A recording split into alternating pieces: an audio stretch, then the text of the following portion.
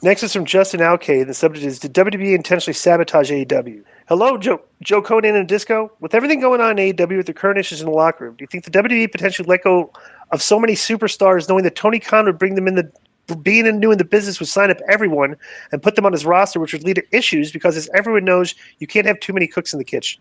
I just don't think that they've ever thought, based on the way that show is visually presented and the way the production is set up on that show, where it's night and day, that any talent was going to be competitive, make them competitive with WWE until they change the visual look of that show.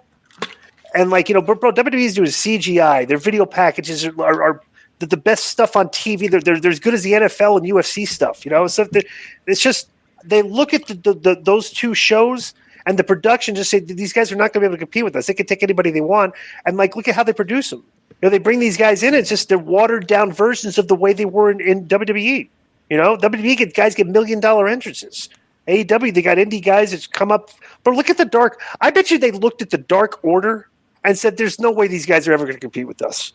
It's like I don't know. I don't think it was sabotage. I just don't think they think that they're ever going to be able to compete with them on that level. What would you think, Konnan?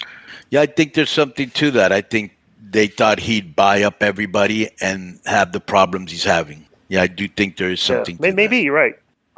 Next is from Dale Ford. Yeah, but Tony kind of hired the guys that were, Jericho, Brian Dana. They got some good locker room guys. But he hired too many. Yeah, right. You did hire too many. You're right. Yeah, he doesn't know how to use them. And then what doesn't matter guys create. Bro, let me tell you. I've always said it doesn't matter how many superstars you have on a team if you don't know how to use them. It doesn't matter how much money you have if you don't know what you're doing. Right. Bottom line. Yeah.